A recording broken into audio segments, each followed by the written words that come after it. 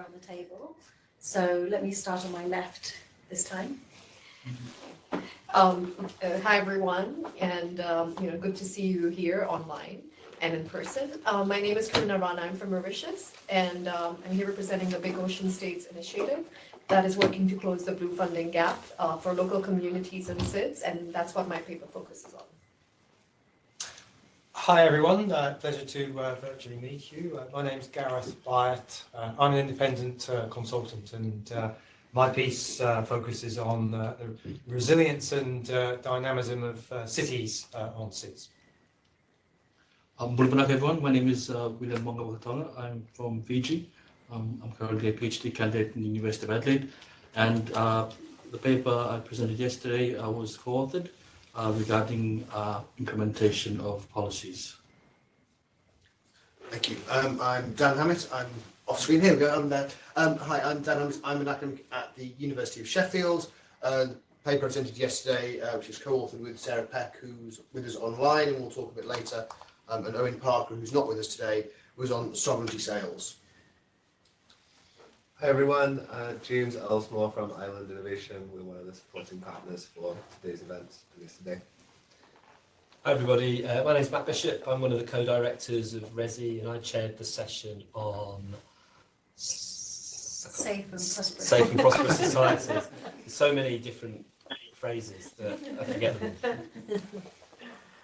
Hi everyone, thank you so much for joining us today. My name's Gail Hurley. I'm with RESI, and I've been leading the work on debt sustainability in small island developing states. Good day everyone, my name is Caroline Blackman. I am an independent trade consultant based in Barbados, and my research was, is actually on natural capital accounting for climate resilience in small island developing states.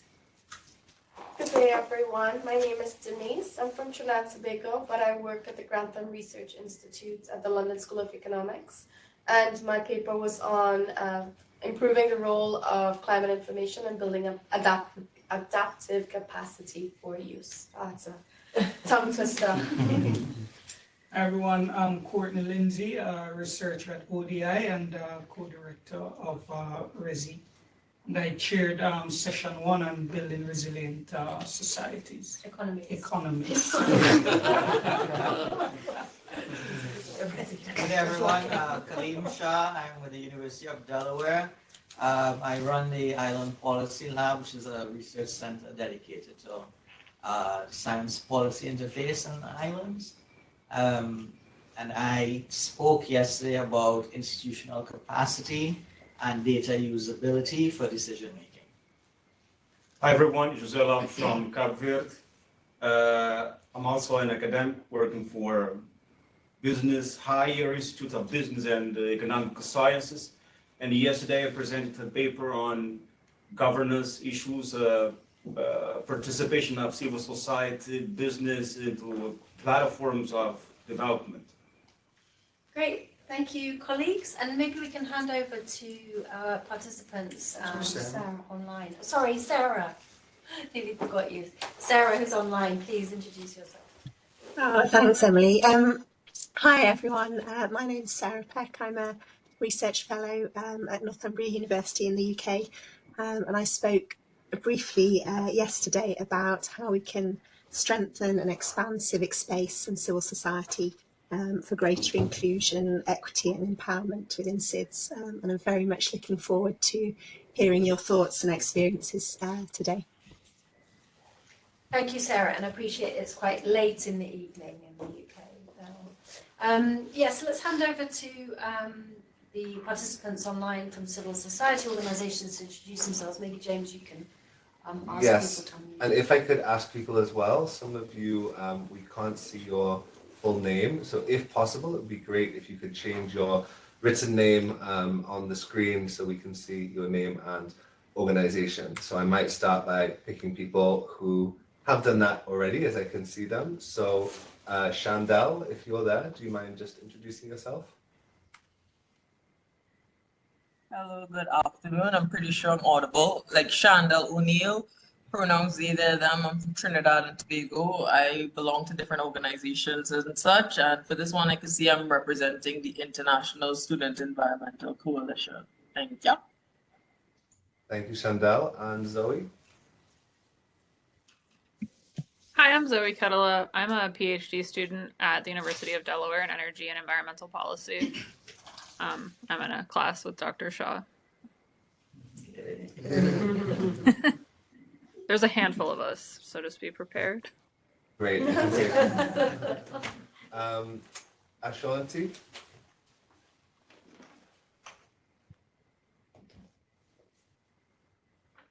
From the Bahamas, and I'm here representing the World's Youth for Climate Justice as their Caribbean Front Coordinator. Great, thank you. Susan?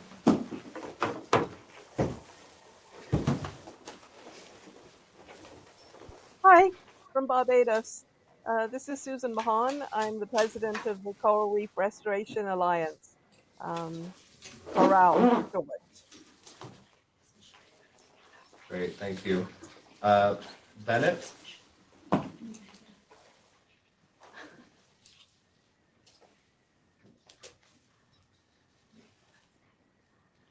Maybe Bennett, are you there? If not, I'll ask Kihan. Yeah, Bennett mentioned that he is on the library. Okay. My name is Kayhan, and yeah, I'm a second PhD student in University of Delaware, and as Zoe, I'm in the class with Dr. Shah. Wonderful. Serene? Hi, hello everyone. I'm Serene Prince. I'm presently in New York, Queens, New York. Woo-hoo. But in all seriousness, I'm the president of Antigua and Barbuda Holistic Coalition, a nonprofit organization. I'm also a licensed psychotherapist in New York, and I'm a child and adolescent expert in psychotherapy and development. And thank you for having me. Thank you for joining us. Who else? Wilson?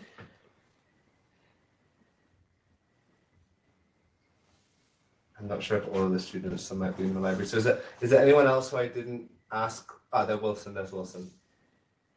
Yeah. Can you hear me? Yes. Yeah. Hi, my name is Wilson. I'm a master's student at the University of Delaware in energy and environmental policy. I'm taking a Dr. Colin Shah's class now. Thank you for having me today. Thank you for being here. And I can see call-in user 1 and call-in user 2. I'm not sure if either of you can unmute and identify yourselves. I'll just say one of them is Lauren Rusetta, and she is also in Dr. Shaw's class, but she's a master's student of marine policy, and she's driving, and she will join on her computer as soon as she can. She sent me a message asking me to introduce her for you guys. Thank you. So is there anyone else? I think Joshua's just joined. Hi, Joshua. Hi, James. Hi, everyone. We're happy to be here. Mind just introducing yourself? Yeah. So I'm Joshua Pangilinan. I'm a research assistant on climate finance and methane mitigation for the Center for Clean Air Policy, CCAP think tank. It's a pleasure to be here. Most of my work falls on island states. I'm originally from Micronesia, so very interested to engage in conversation. Thank you. Thank you. Is there anyone else who didn't get a chance to introduce themselves? I see Aditi has just joined. We're just doing introductions if you're able to introduce yourself.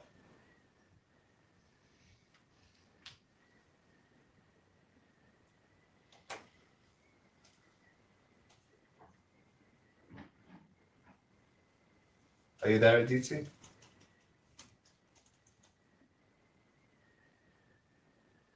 Okay. Great. Well, thanks. Nice to have you all with us. We will be very interested to hear from you and your reflections and questions and suggestions on the recommendations that emerged from discussions at the SIDS Future Forum yesterday.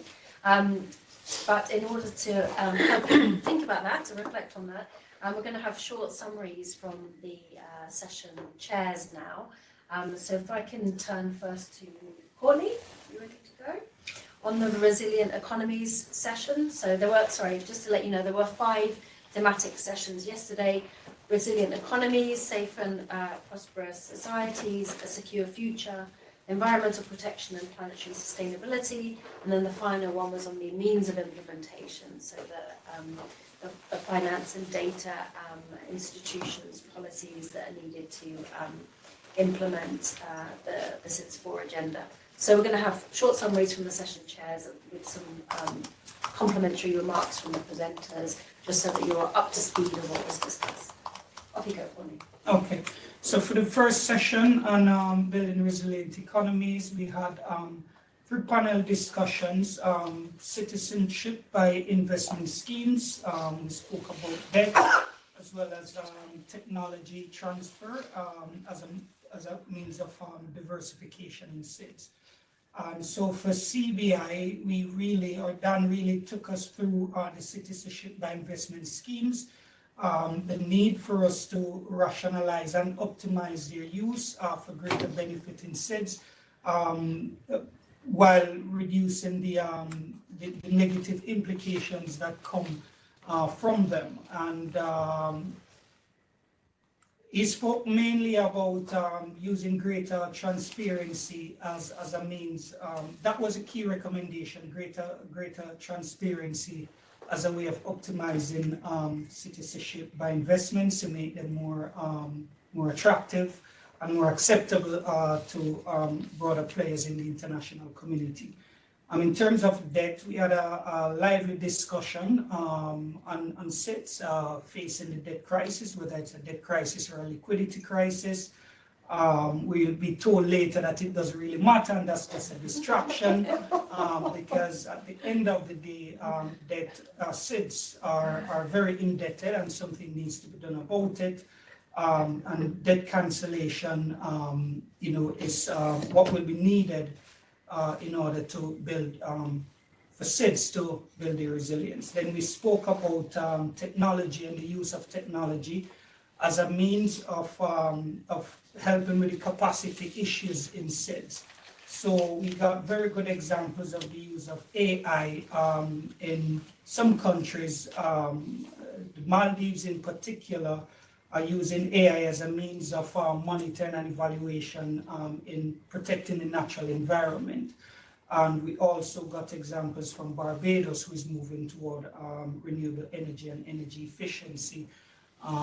So yeah, I'll allow each of the presenters to speak briefly on their own paper, starting with Dan, then Gail, and then Priya. Thank you, Courtney. Perfect summary. Not a lot to add, keeping the kind of brief to be have about a minute. The paper really focused upon or recognised that the sovereignty sales schemes are often very contentious and paradoxical. It fits partly against the backdrop more broadly that small island developing states have been extensively encouraged to be innovative and creative in diversifying their economies, but when they find these niche economic spheres, they find an international pressure to close them down again. So working out how to kind of work with those shifting boundaries to gain international legitimacy, recognising the need to diversify economic sources of revenue, particularly in terms of kind of trying to avoid debt financing and so on as necessary. But crucially also then ensuring kind of domestic legitimacy and support for these schemes, which seems to be under increasing pressure in a range of environments. So trying to work out examples of best practice, what we can learn from them, and how to ensure their use more sustainably in terms of supporting disaster recovery funds, civil society operations, and other kind of creative and strategic ways of ensuring sustainable development. Thank you, Courtney, for a great summary. He said that I would say that debt crisis, are we in a debt crisis in SIDS? And that I would say it's a distraction. So it's a distraction. I mean, obviously there are some multilateral institutions, as Courtney said, who would describe it as a liquidity crisis. Actually, if you look at the data on debt service as a proportion of revenue in some SIDS, you'll see that there's a lot that have a debt service to revenue ratio of 60% or more. And in Sao Tome and Principe, where we had a participant from civil society earlier today, debt service consumes 126% currently of revenues, which is just an extraordinary and unsustainable amount. And what I would say, my core message on debt, is that it is absolutely impossible to build the climate resilient, climate friendly, high skill, competitive economies of the future that SIDS want to be when you have such high debt ratios, and that they cannot achieve those aims under a business as usual financing scenario. So absolutely action on debt is needed. And one of the messages that emerged yesterday from the SIDS community is that SIDS have already done a lot in the area of debt, to use debt well, to fund improvements in infrastructure, to try to recover from disasters. There's just very little evidence that they've not used debt well, that they've been profligate. They've made efforts to mobilise more revenues for sustainable development, and it's the international community that now needs to step up to the plate and help them out on debt. And that civil society voices, student voices, have a really important role to play in advocating for enhanced debt relief for all those countries that need it, including many SIDS. Okay, good day everyone.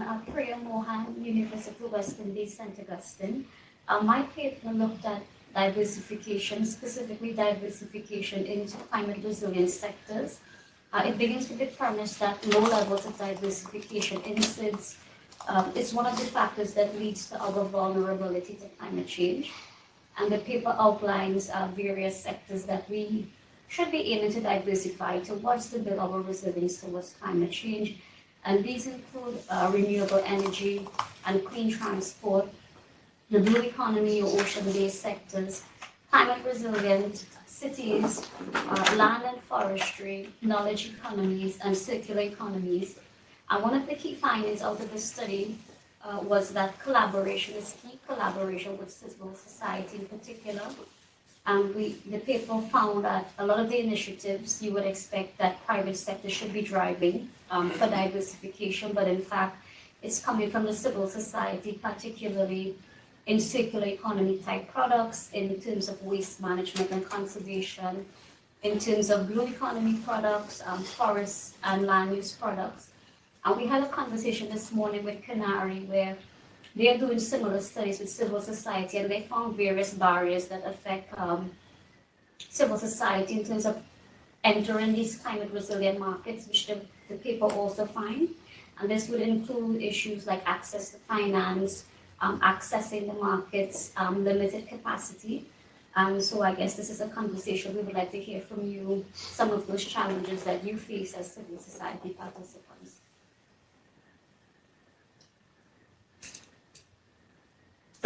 Yeah, great. Thanks very much, Courtney, colleagues. That's great. So we'll go through each of the sessions to provide this sort of synopsis. So collect your thoughts as we go through, write down any questions you have, additional recommendations that you'd like to make on any of these themes, and then we'll open up the floor to discussion after these short summaries. So let me hand over now to Matt to provide a summary of the safe and prosperous societies. Secure future, isn't it? The next one is secure future. Sorry, the reason we get mixed up with this is because at Resi we also have our own thematic agendas that have similar words in them, but they're a bit different. And these are the ones that are in the SIDS 4 draft communique. So anyway, so I chaired the session that was essentially about social development, I guess, and political development. So we had two fantastic papers from Jose and Sarah, who will speak shortly. There were 5 broad kind of conclusions that came out of the discussion, both from the papers and also from the conversation in the room amongst colleagues. And I distilled them into these 5 kinds of things. The first one is, unsurprisingly, there's a need for more money to support civic activities, to support everyday participation of people in governance, which won't come as a surprise to any of you on the call. But I think what people were really calling for is not just greater resources, but also the kinds of resources that can facilitate long-term activity. So more programmatic, less projectified was the way it was described. The second is that actually there's huge amounts of really exciting things happening in the civil society space across SIDS. But there are also quite significant kind of knowledge gaps and evidence gaps. So people are doing really, really good things, either at the individual island level or the national level, in some cases at the regional and global level. But because these are kind of fragmented and dispersed either across territories or across sectors, because they're not always the subject of kind of academic or other kinds of research, and also because many NGOs and civil society actors don't have the capacity to kind of always write down all of the lessons that they have and kind of make them available. We have these really, really big knowledge gaps. So there needs to be some greater consolidation of lessons. We need to have some kind of repository where we can kind of keep all of those lessons that everybody can refer to them. The third is that we need to think intersectionally about the kind of implications of different kinds of governance and civic agendas. And we need to bear in mind that these cut across class, gender, demographic, in some cases race, lines within and between societies. And a number of people made kind of points yesterday that we need to think about islandness as well, and we need to think about the challenges, particularly in kind of multi-island archipelagic states. We need to think about the consequences of how different agendas play out for people who live in kind of remote islands compared to those that live in the capitals. The fourth point is that we need to think about how we bring the AAS region a bit more squarely into some of the conversations that are happening. There's loads of really exciting things happening in Africa and the Indian Ocean, but to some extent, I think people feel a bit disconnected from what's going on in the Pacific and the Caribbean, and those two regions tend to dominate kind of international conversations a bit. So how can we scale up activity so that AES is more included within those kinds of wider agendas? And then there's a broader underpinning point here, which is something we're very keen to get your kind of feedback on, is that we need to find ways to bring civil society into these kind of global kind of policy processes as active participants and not people who are just consulted occasionally. How can we find mechanisms and generate mechanisms that facilitate that kind of action? So I'll hand over to Sarah this time. Jose went first last time. I'll hand over to Sarah to talk a bit about her paper for a minute or so, and then we'll go to Jose. Thanks, Matt. So the paper that I presented yesterday, which was co-authored with Dan Hammett, who's there in New York, and we really tried to discuss, I suppose, the crucial role that we feel civil society is playing in SIDS in that fight for social and environmental justice, but also to put that in the context of these kind of increasing challenges that are being experienced by civil society, particularly around changes in the civic landscape, but also, as Matt already mentioned, around financial and social resources. We finished it really by making, I suppose, three quite tentative suggestions about areas and ways in which civil society could potentially be strengthened and supported and expanded. Our first one was around cross-SIDS network development. Our second one was around capacity building. And thirdly, around supporting youth organising. But obviously there's a huge amount of experience and thoughts and perspectives on the call, and it'd be really great to hear your thoughts on some of those things and your experiences and reflections. Great. Jose? Thank you, Matt. Just to build on some of the points that you have highlighted. As I said in the morning, the first question that we have to ask if engagement of civil society matters. And the reasons that we are here is because it does. And the second question, if civil society matters, how do we engage civil society, mainly the CSOs? So I believe that bringing them into platforms of collaboration is one way of, catalyzing their resources to promote development. And you can do that, from local involvement, municipal involvement, national involvement, and global involvement. What needs to be done is to find out the appropriate, the right mechanisms so that this engagement is done and make it works for the development of SIDS. So regarding the IS region, it's very important that many people are saying that, there's lack of, platforms of engagement, there should be mechanisms to promote policy, I would say coordination between the countries that are part of this region. And I do think that having institutional mechanisms that civil society have SIDS there together with the private sectors and government institutions will be, I would say, the right mechanisms to foster this collaboration. Fantastic. Thanks, Jose. Emily, back to you. Great. Thanks very much. Again, as before, keep your thoughts and questions in mind, recommendations in relation to what's been discussed here. You may have other recommendations to add. I'm going to provide a short summary of session 3, which was entitled Secure Future for SIDS, chaired by my colleague Rashid, but he had to leave, go to the airport. So I'll try and step in. The session focused on building resilient infrastructure and improving connectivity, particularly in relation to supporting renewable energy transitions and engaging in effective adaptation and disaster risk reduction. We had 2 excellent papers showcasing the challenges, measures and actions that are needed to strengthen systems, in particular in relation to climate information and early warning systems and urban systems in SIDS.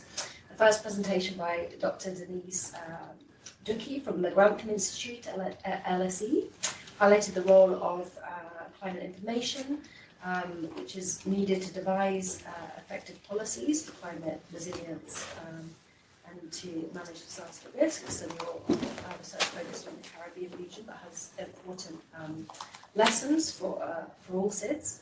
And the presentation made several policy recommendations, including the need to support increased collection and analysis of data, climate information data, and to scale up technologies that can be used to collect and manage data. The second presentation by Gareth Wyatt explored avenues to build more resilient dynamic cities in SIDS in line with the SDGs, and Gareth presented a framework and principles for building more resilient urban systems, including the importance of stakeholder participation, good governance, and inclusivity. And then we had some remarks from Ambassador Ali Nasir Mohammed from the Maldives, who spoke about the challenges, particularly in the Maldives, of developing resilient infrastructure, and challenges in particular in relation to size and cost effectiveness of infrastructure projects, and highlighted the need for enhancing different kinds of partnerships and in enhancing productive capacities, and gave some examples of challenges and successes in the Maldives of doing that. A very interesting discussion. I was struck very much by the need to have resilient infrastructure as sort of basis for economic development and diversification. So not just a sort of an end in itself to have that resilient infrastructure and systems in place, but as a basis for development, and the need and the importance of that for developing domestic sources of energy and strengthening economic resilience as well. So I think it's sort of really fundamental to some of the other issues that we've spoke about during the day. And I think one really kind of clear recommendation that came out, which I think all kind of SIDS could sign up to really, is that we need to have better baseline knowledge of data capacity and sort of improved interoperability of data. That's sort of critical to so many other things and a clear priority of SIDS. and the creation of a data hub as part of a Centre of Excellence for SIDS, which is mentioned in the Zero draft of the outcome document for the SIDS 4 was really unanimously welcomed by participants, and will hopefully remain a priority. The other recommendations included the need for greater inter-agency cooperation between national and regional institutions, and bringing the private sector, civil society and other relevant stakeholders into development of projects and collection of data. Also, building resilient infrastructure and systems requires not only institutional capacities, the capacity of government, public sector or organisations to develop projects, but also productive capacity in the broader sense. So the entrepreneurial capabilities, human capital, upgraded technologies, all of those things are going to be important to building safe, resilient infrastructure and systems. And finally, there was a recommendation around the need for greater support for project development and the importance of transparency and civil society engagement in the development of projects and improved access to finance. Because that was based on sort of Rashid's notes and my additional kind of insights on the session. But please, Denise and Gareth, if you have other. Yes, thanks so much again for that comprehensive overview. And just to add, my paper was really meant to just underscore the role of climate information, what it is, what it means. And in the context of SIDS, it's just really to show that, specifically I wrote this about early warning systems and early action, and recognizing that underpinning a lot of these policies and practicalities of it is the availability and use of climate information that's relevant, usable, and credible within local contexts. So I think, it's not just about saying very sort of passively, oh yes, we need to have early warning systems. It's realizing that a key ingredient for these is credible climate information. And what I want to share with some connections to CSOs is that many CSOs, convene networks related to farmers, fisher folk, so many different activities which are very weather dependent, very weather and climate dependent. And so climate information is such a vital form of information to enhance decision-making processes for so many of your networks. So that's one key connection.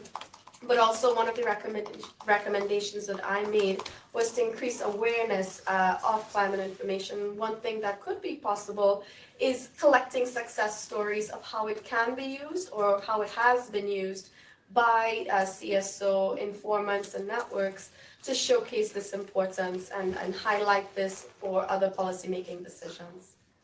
Thanks, Denise. Yes, I'll just add a couple of points about the urban system and some aspects on it relating to small island developing states. Obviously, appreciating that cities and towns in SIDS, they vary quite significantly in size. They all have their different contexts. So any kind of urban system that is going to work, it needs to be scalable and it needs to be flexible. But there are common threads to it which actually link into a lot of the, in fact, probably all of the papers that we were discussing yesterday. So if you take, for example, the obvious things are the physical system that you have, how you build the infrastructure that Emily mentions, and how you do that appropriately. But to do it appropriately, you want to be able to make sure that you take account of your ecology and the green and blue parts to how we live in urban societies. It's not about a concrete or a brick jungle, so to speak. And vital to make all of that work is the whole socio-economic side of things, which is where I think that civic society and the public can play such a key role working with municipal authorities that themselves vary in size, of course, a great deal, But there's an awful lot that they can achieve when they work together with people that know the local areas and know the specifics.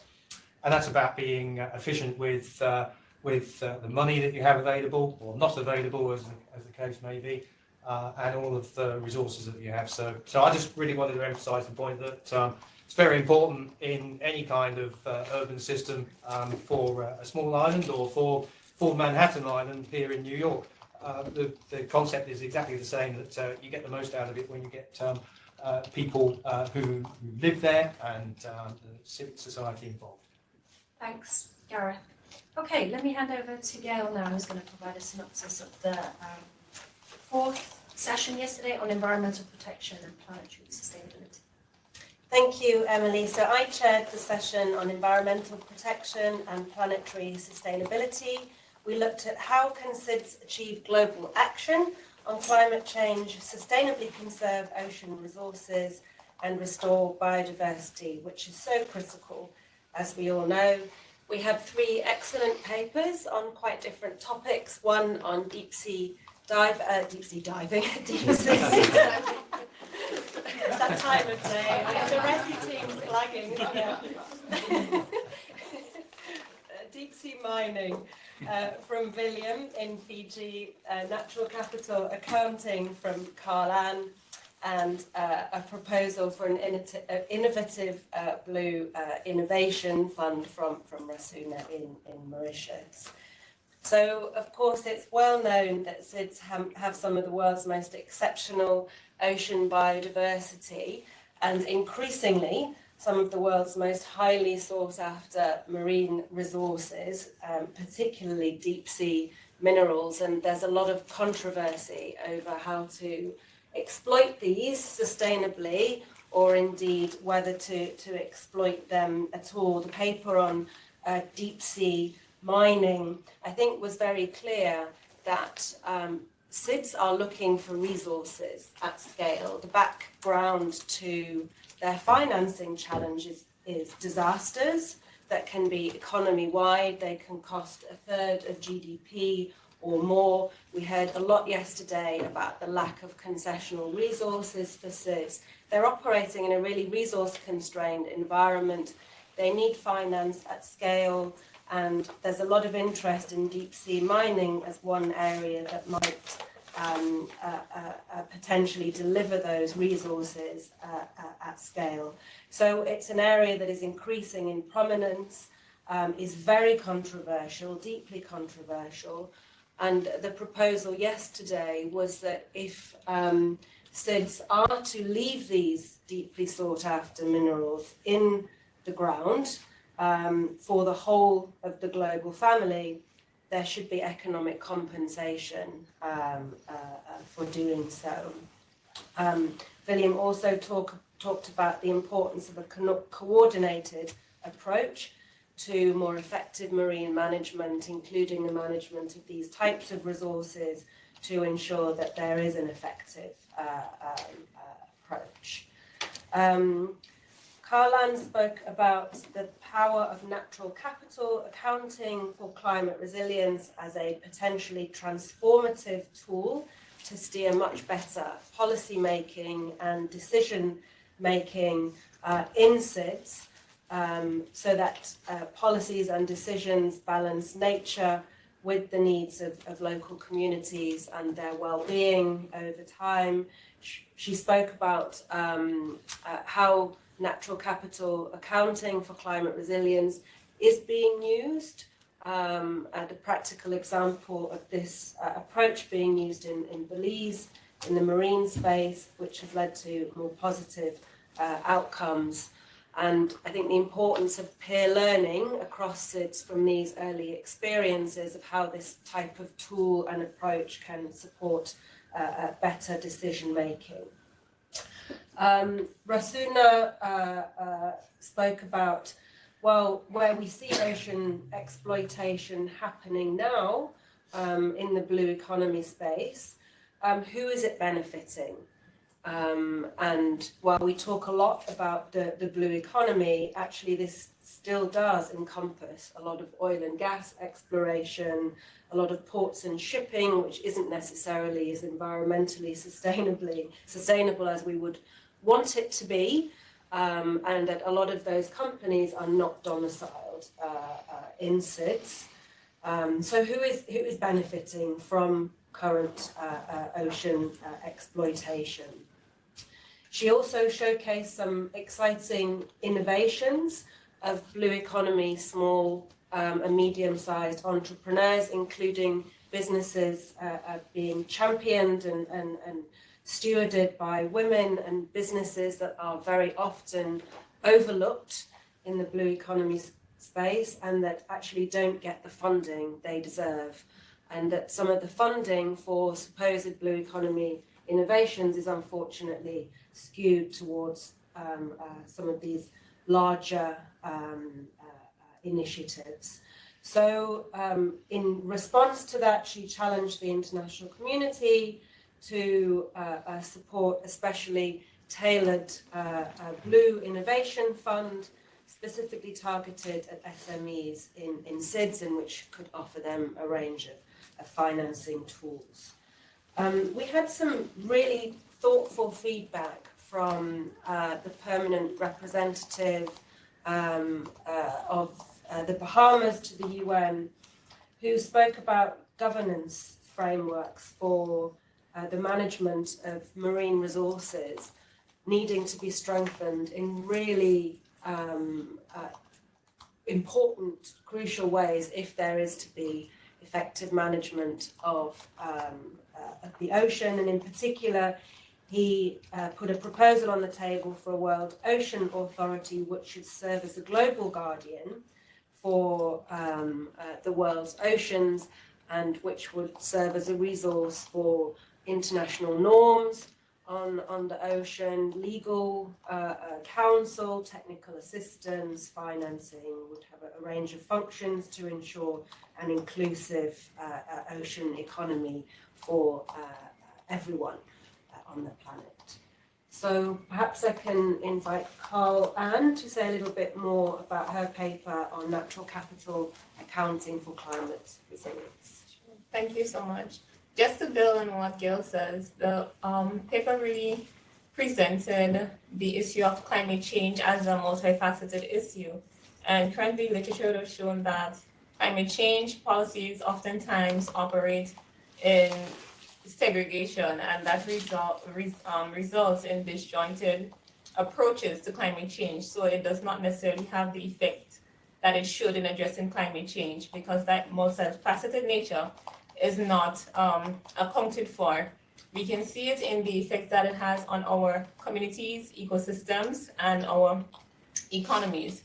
And SIDS are oftentimes faced with trade-offs in terms of focusing on whether development should take place, whether societal interest should take place, and local communities. So those aspects are very important for SIDS, and natural capital accounting, because it combines and it links our economies with our natural capital, it can better guide the decision making that SIDS have to face when balancing trade-offs. And as Gail mentioned, Belize was a case example that I used that demonstrated that trade-off and was successfully able to restore some of the coral reefs, which is very important for climate resilience and for the economies. And they were able to reverse not reverse the damage, but understand where focus should be placed in terms of their conservation efforts and where development should be diverted. Additionally, when we focus on SIDS and the economies of SIDS, which are quite vulnerable, government oftentimes have to divert funds for earmarked projects and place them into climate resilience and climate resilience challenges. And one of the cases that I used was Anguilla. To use that example, it highlighted how natural capital accounting can be used to show your vulnerable areas. And that is important for your risk management strategies and for the overall policy development. So I think that would have demonstrated how useful and how the tool can be used to transform the way SIDS address climate change, looking at it as a multifaceted issue to address the various vulnerable sectors. Thank you. So just to add to what was already said, the paper is really looking at the ocean resources and how are we equitably distributing the benefits out of it. So we ask questions like, which are the big industries that are getting the most investments, who is winning, who is leading that, and who's benefiting from it, and also who is being left behind. If you look at the 100 largest companies that are ocean-based, 65% of their revenues come from offshore oil and gas. And that is because when we talk about blue economy, the definition, there are conflicting definitions between blue economy and ocean economy. And within blue economy roadmaps itself, there are several countries or institutions who have included extractive activities like offshore oil and gas. And when you look at wind, for example, offshore wind, which could be a huge potential for SIDS in terms of energy security and as an ocean climate solution, there's only less than 1% of the revenues that's coming from that, and within SIDS, literally none. So that was a big insight. The second insight is that there's a blue acceleration happening, which is the whole world is going towards the ocean and getting resources out of it. But SIDS are being left behind. There's data to show that. And so when we look at equity SIDS, but also the communities, and that's the big focus of the paper. To make that point, I looked at Mauritius and Seychelles and some of the national ecosystems to understand how much are they supportive to small-scale, early-stage businesses. And at the end, I proposed modalities to set up Blue Innovation Fund for SIDS. And that would be a very strategic, targeted approach to support the really small-scale and early-stage communities. And it's also aligned with the SIDS Center of Excellence that will have a technology mechanism. So that's the paper. And lastly, the paper also wants to emphasize that SIDS are big ocean states because they control 30% of the world's oceans and seas. So big ocean states, boss, is what we call it. Thank you. Thank you very much. So that was a wrap-up of session 4 on environmental protection and planetary sustainability. I'm sure many of you will have feedback and additional recommendations that you'd like to make on that topic. I think there's quite a lot of sort of environmental CSOs online at the moment. But before we turn over to you, we have one last session just to loop back on, which was the final session of the day yesterday on a means of implementation, which looks at the kind of support and data needed for SIDS to achieve resilient prosperity. And so I will hand over to Callum to provide a short synopsis of that discussion and also talk about the paper that you presented, and then William can provide some insights on his paper as well. Thank you. Good day, everyone. So session 5 yesterday, means of implementation. We had 2 panelists, myself and William.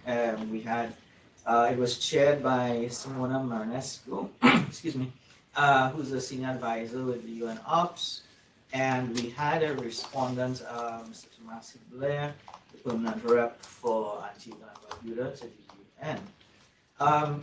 So means of implementation. So if we think about a framework of means of implementation, it's probably 4 big sort of buckets that we want to talk about, right? And then sort of one caveat that we have to.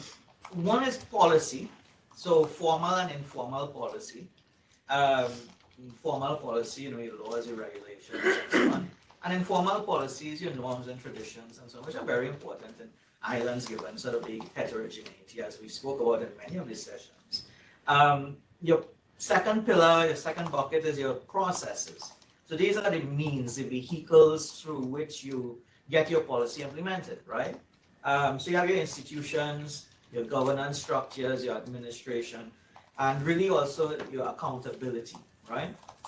The third bucket really is what I call, people. Your human resources, your expertise to get things done. But also, in means of implementation, the stakeholder community and definitely, civil society folks like yourselves are also counted here as very important as a sort of moving implementation forward. And many of you are practitioners, as you well know. So this discussion with you today is very important in that regard. The fourth sort of bucket is resources. None of this gets done without resource mobilization, resources, finance, also technology, a couple of things like that, infrastructure. So those four pillars: policy, process, people, and resources. Now the caveat to all of that is in two big caveats. One is that all of this has to be socially acceptable. All right, none of this happens unless society accepts these mechanisms and these ways of doing things. And the other thing is feasibility. There's a number of aspects of feasibility. All right, so not just because we can build a rocket ship means that we can go to Mars and move everyone, right? So feasibility matters, even if we have great ideas. So that's sort of the means of how we implement in the development sort of discussion. And in our session, we were able to tackle not all of it, but several pieces of it. So William was able to talk about his research on policy implementation, governance, institutions. I spoke about institutional capacity and data needed for decision making. And then Tomasi spoke to the key resource that makes this happen, finance. So William, perhaps you can speak about your paper and then I'll grab the other two. Thank you. I think when it comes to policies, we all, CSOs are particularly familiar with just the challenges it is sometimes being part of policy creation and policy implementation. And so the point the paper tries to make is, how do we, or what should be done to make implementation a success? What needs to be done? One of the recommendations pertains more to navigating capacity trade-offs, especially the importance of tapping into the capacity of external interests.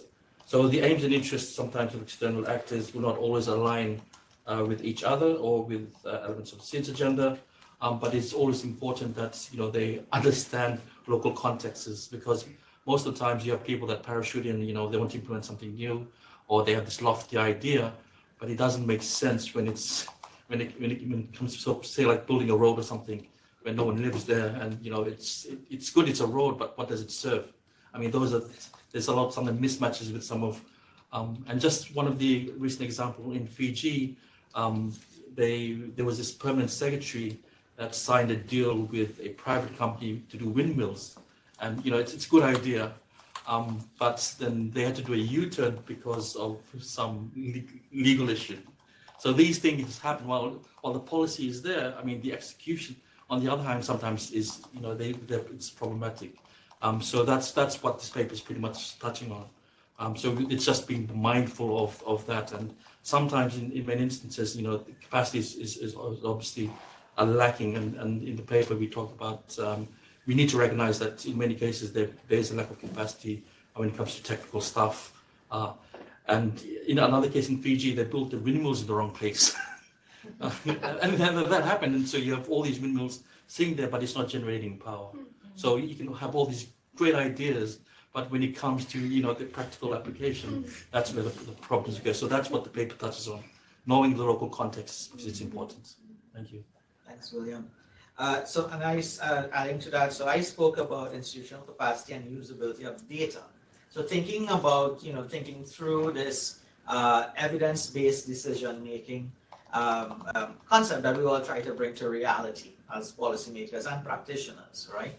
In my paper, we spoke about different types of data and information that could be leveraged. And we tackled this idea of big data, how useful that might be for SIDS, arguing that there are some positives and potential weaknesses or negatives that could come as well. Sort of a double-edged sword, depending on how we leverage big data, AI, and so on. The other kind of data sets we looked at was small data. So contextual, localized data, which is very, very important for the heterogeneous nature of the myriad of small island states globally, all sort of very unique and different. There's common threads through them, but we also, as William just said, local context matters as well. And then indigenous and local data as well, and means to integrate those ways of knowing and types of data into decision-making processes. So in this sort of data, so insights to decision-making to outcomes pipeline, we need to have the right kinds of tools, mechanisms, and institutions to make that happen. So we did touch as well in this paper on the institutional capacity in SIDS and how we build that capacity to move through these steps of the pipeline. We spoke about the idea of what we want. Do we want targets for the SDGs that funnel into reports? That would be good. That's needed because what gets measured gets done, as they say. But we also want to see more tangible outcomes for society, right? And perhaps sort of targeting how we structure these institutions towards clear outcomes to society is something that needs to be on the table.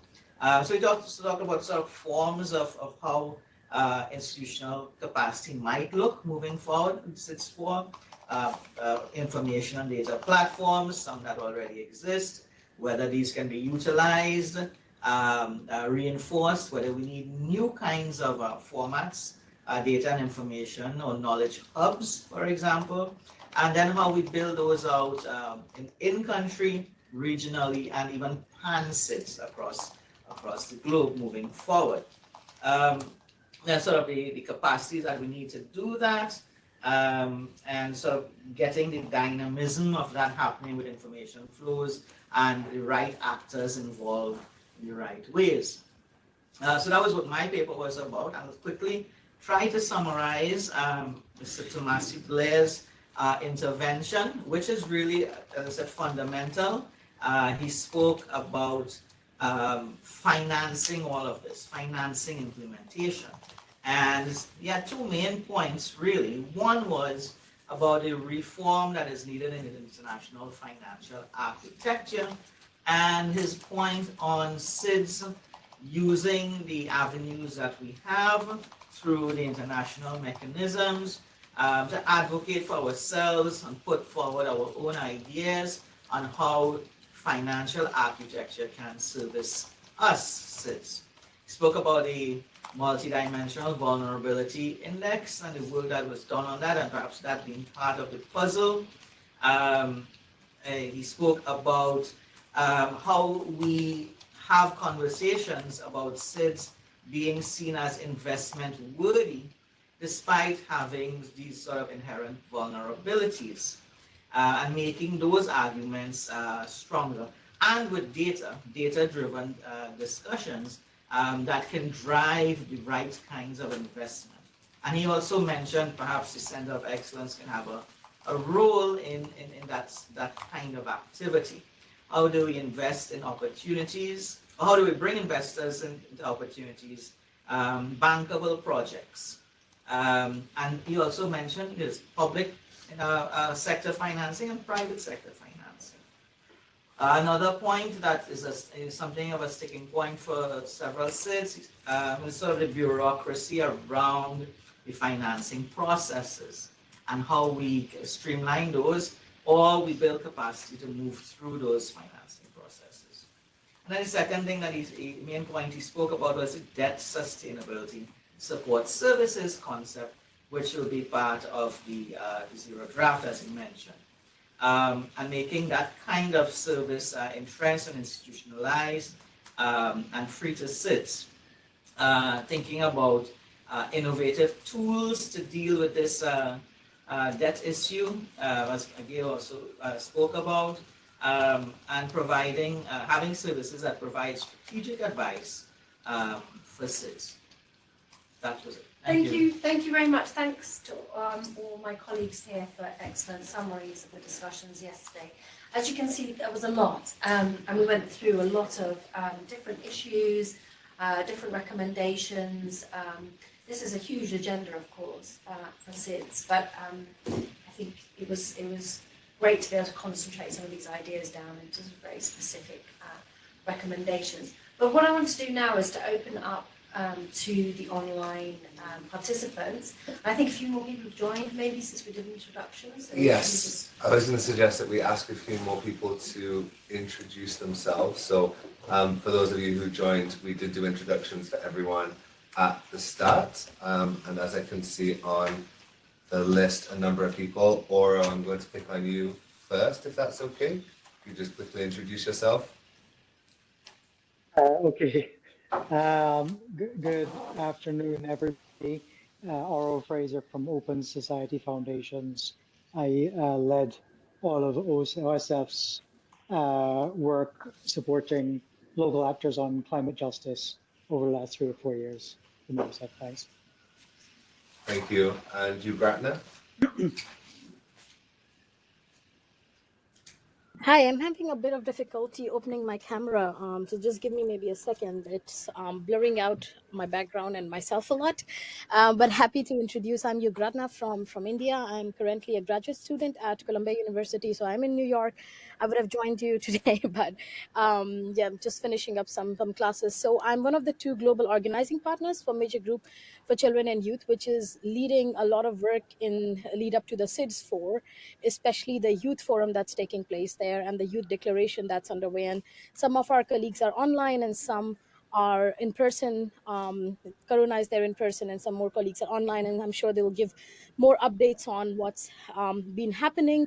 I'm of course happy to come in later on how we see synergies of SIDS 4 with some broader UN agendas such as Summit of the Future, HLPF, and other avenues. Thank you. Thanks, you, Gratna. And Kendall? Hi, good day everyone. I'm not sure if my audio is very, my video is a bit choppy. We can hear Good you day great. everyone. Yeah, my Go name is ahead. Kendall Vincent from Trinidad and Tobago. I'm one of the UN Media Group for Children and Youth SIDS Global Focal Point, as well as I currently hold the role of chairperson of the Caribbean Regional Youth Council. Our role basically, and I guess the UN Media Group for Children and Youth is really the UN General Assembly mandated mechanism for young people to meaningfully in certain UN processes. We are currently working on, as you right now would have mentioned, the SIDS consultations, the whole, not just the consultations, but the whole process. And of course, the SIDS will happen in Antigua and Barbuda right here in the Caribbean. So we are working on incorporating young persons and children's different marginalized communities views towards the action document of that upcoming summit. Thus far, we've been able to mobilize resources and support for the Caribbean region, and of course, we are looking into working towards securing support for other regions such as SIDS, the Pacific region, Asia, and the rest of the other continents so that we can all incorporate that into the outcome document. But I know my other colleagues are here, and I know you, Gratna, mentioned that she will pop back in a bit later. Just a little bit about the introductions from my end. I'm really looking forward to finding ways in which we can continue to collaborate and work together. Thank you very much. Thank you, Kendall. I think that was everyone. If not, speak now. There is an option that you can raise your hand. So if any point you'd like to speak, you should see on the screen in front of you an option to raise your hand. And it would be great to have comments here. So Serene has volunteered first. Hi, yes. So for those that do not know, Antigua and Barbuda Holistic Coalition is about building holistic health equity with an emphasis on mental health.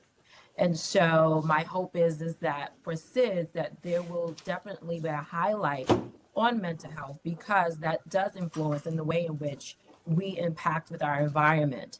And I think it's so key that we think holistically in this approach, right? So when you're talking about environmental factors surrounding socioeconomic status, our ecosystem, and things like that, you also want to think about the mental or the behavioral component in which in a way these individuals are engaging in these environments. So like two ways would be to help also our organizations to gain visibility and funding, integrating us into tourism, right? So tourists love to donate. They love to give back, and philanthropists travel all the time. And so if they're not aware of these organizations that are on our island, then they don't know that they can contribute to it. And so funding is not the only way, right? When I speak about coalition, individuals can also donate marketing, right? So funding can come from anywhere around the world. And so if we have someone, of course, I'm going to raise my hand for my organization, that wants to fund us free marketing to gain visibility to stakeholders and those that have shared interests, that will increase grants and fundings to us. And so I just feel that coalition is really key. So many of these organizations, while they may not have mental health, it will help us. When you Google research surrounding mental health in the Caribbean, it's 0 to none.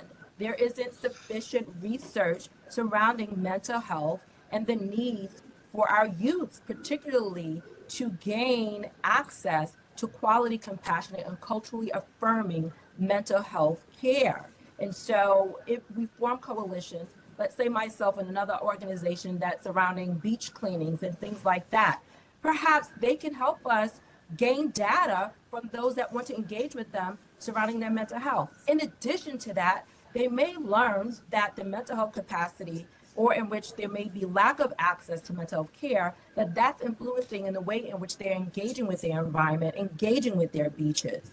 And so I just speak, as you can hear, I'm just very passionate about forming coalitions, because then what we see is that things just keep going in a cycle.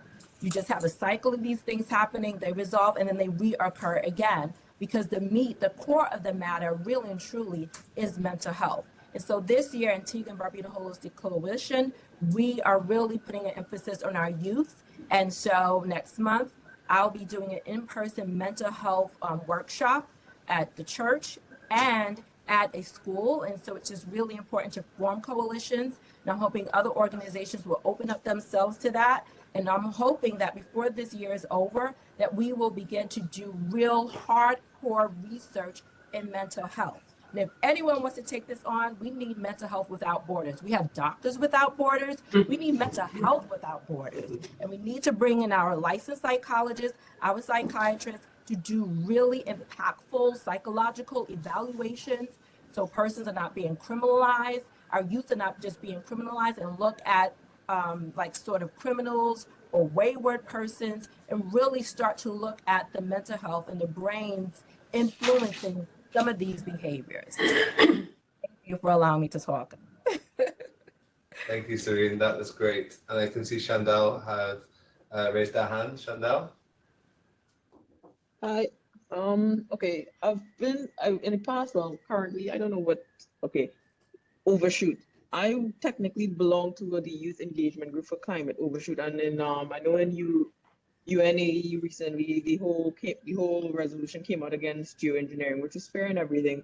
I'm just trying to figure out where we're going to be on Overshoot, like what SIDS and ACEs are going to say on Overshoot, because we kind of know, like, it was said in SB's 58 last year with, I can't remember which island, SIDS are like the canary in the coal mine for Overshoot and all these kind of things. So I just wanted to know if you could say more proper statements on how we feel about this, rather than trying to just counter the geoengineering. Vamos a hacer alguna vaina interesante a escondidas. Bien, muy bien.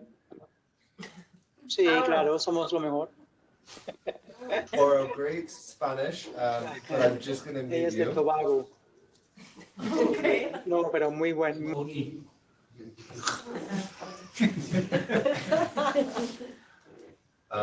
Sorry, Shandal, will you finish there? Looks like it, yeah. I'm good. Okay.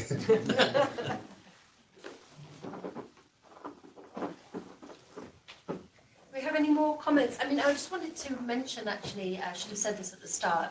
The idea is that we are going to write a report from the SIDS Future Forum, which will summarise the discussions and the recommendations from our meeting yesterday.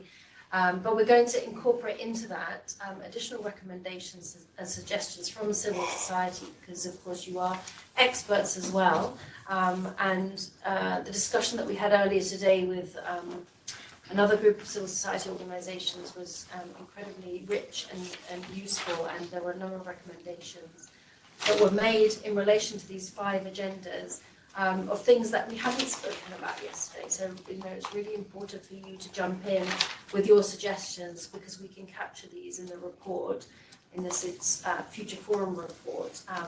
And the idea is that the SIDS Future Forum, this discussion, becomes a more sort of permanent fixture in the SIDS calendar. We have these meetings perhaps every 2 years to accompany implementation of the SIDS 4 agenda. So this is really an opportunity for you to make suggestions on where you think the priorities need to be for implementing the SIDS 4 agenda.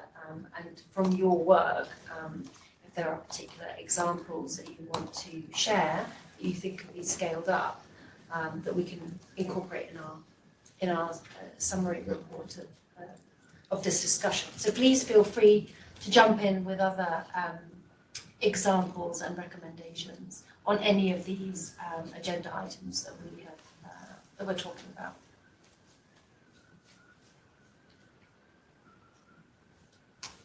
Susan? Hi. I'm wondering, I took you at your word exactly, and I'm a teacher. So when you sent the email, first of all, thank you very much for inviting me as a practitioner and not as an academic. I've been in the academic world for a long time, and a lot of the discussion, the summaries that you've given are really helpful to me to see how the policymakers and the academics who do research are thinking about things. So actually, I made a 4-minute presentation that was answering each of your questions that you had or subjects in your email to share with you as a practitioner. Would that be okay? Of course. That would be great. Yes, please go ahead. Okay. Let's see. I haven't used this one before, so I'll just see if I can. It says share entire screen. Okay, and I want to share a presentation. I don't know if We can't see it yet, but go ahead. See.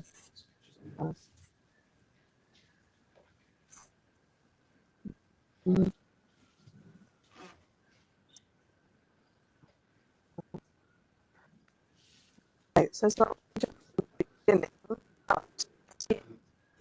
Sorry, Susan, I'm not sure what's happened, but your sound is breaking up. Were you not able to share? No. What I meant The ask site was will be able. if It says the site will be able to see the contents of your screen, but it doesn't seem to be showing the contents of my screen. Or do you see? okay, Do you see my screen with you on it? nothing, no. No. Susan, if I can ask, I'll ask my colleague Christian to put his email in the chat, and you can email over your presentation, and then we can come back to you in a second and share it for you. That's okay. Oh, fantastic! I'll do that now. Okay, thank great, you. thank you. I'll do. If anyone else would like to go, will we organize that?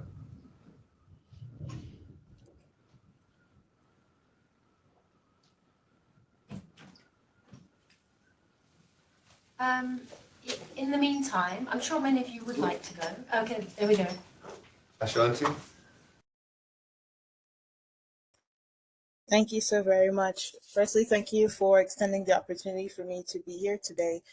So definitely segueing on a few points that were mentioned. Firstly, when looking at the Caribbean as a whole, as well as the many parts that make up our region. One of the sticking points that I've noticed in advocacy for the last 2 years, especially when looking at the Bahamas, is the challenges that we are kind of dealing with are a smaller replica of the larger whole. And when I say that, as was mentioned, the colleague from my country that presented this paper on the challenges that we have in the Bahamas because we are so segmented as a nation, I see that as a stepping down point for our region. Because let's look, for example, at our capital city versus our outer islands that we call family islands.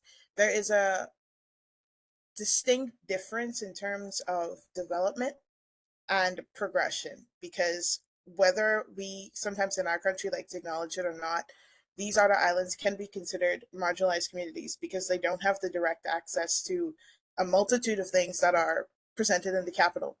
And that extends to a larger issue because of the financial implications, especially when we're looking at things like energy sufficiency and independence, when we're looking at border patrol, when we're looking at things like fishery resources and our marine protected areas. We found there's a deficiency in our effectiveness to maximize certain systems because of a lack of resources. And it's not from the point of it just being financial. It's definitely been from the perspective of capacity building as well, because a lot of people still are not aware of the specific challenges that our region is going through, much less our country. So while funding is definitely an important thing, I've always looked at it from the perspective of, if on a regional level, in the community level rather, we're not intimately familiar with how the financial commitments can be maximized, we're going to be in a consistent cycle of fixing the symptom and not necessarily the illness. So that is one part of it. And especially um, tacking on to the importance of the mental health component. Thank you so much for bringing that up, because when we're talking about climate change from the perspective of youth, so much of the conversation has been, unfortunately, a bit doom and gloom because of the amount of things that we're looking at that we have to fix in a specific amount of time. And I wish I could say that we weren't looking at it as a doomsday clock almost, but in a sense, we kind of have indirectly and unintentionally been conditioned to look at it in that sense, because there's so many things that are, for lack of a better word, falling down around us in such a specific and short space of time. So, indefinitely would love to take that opportunity that was extended to partner up in maximizing the extent of mental health in this space, because for us, especially in the Bahamas, after Hurricane Dorian ran through Grand Bahama and Abaco in 2019, the whole mental health crisis and the nexus between climate change began to be very prominent, to the point where anytime it rained or it flooded, we had individuals that went through the classic case of PTSD, which can be understood. So that is just 2 points that I wanted to definitely make mention of for consideration. Thank you.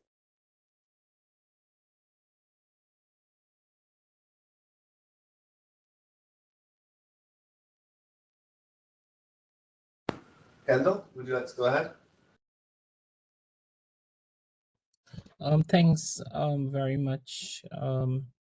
Once again, thank you for the opportunity for being able to share and present. Just confirming that you all can hear me, because I know my audio is a bit Yes, we choppy. can. Okay, great. So in terms of I just wanted to share about the upcoming youth consultation, the process in regards to the upcoming Small Island Development States Global Youth Action Summit, which is happening in Antigua from May the 24th to the 27th. And on behalf of the UN Major Group on Children and Youth, what we're doing is we're engaging in a process of consultations, as was mentioned before, through the Caribbean Regional Youth Council, SIDS Ames Hub, as well as the Pacific Youth Council in the lead up to. So the thematic areas that, of course, that we're focusing on is resilient recovery, safe and prosperous, secure future, and environmental integrity and planetary sustainability. So the consultations really is geared towards ascertain or obtaining young people's views, and it is geared towards empowering actively engage in sustainable development discussions.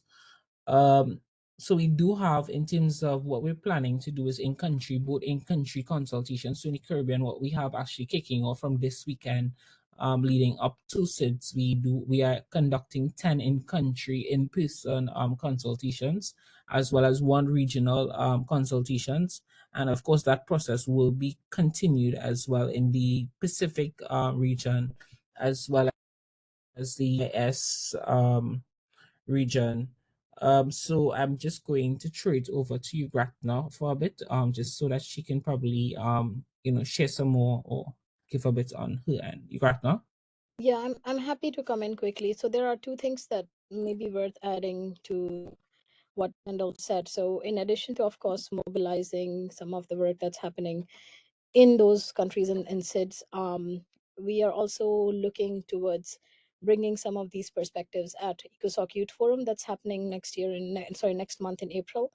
I'm in the planning team together with my co-op Same for that, and it's going to be a forum that focuses on different topics, including the SDGs under review this year, but then also topics on Summit of the Future, where the 3rd day is dedicated towards Summit of the Future. So we are hoping to have young people from SIDS join that particular avenue, but then also equally channeling their participation at SIDS PrepCom, which is in beginning of April, and would be very crucial in determining how the outcome document may look like. So those are 2 updates, and if there is any partner that would like to provide financial support towards youth participation, we are actively looking to mobilize some more consultations, on-ground consultations in AIS and Pacific region specifically, and that would be greatly appreciated. And I'm happy to put our contact information on the chat. Thank you.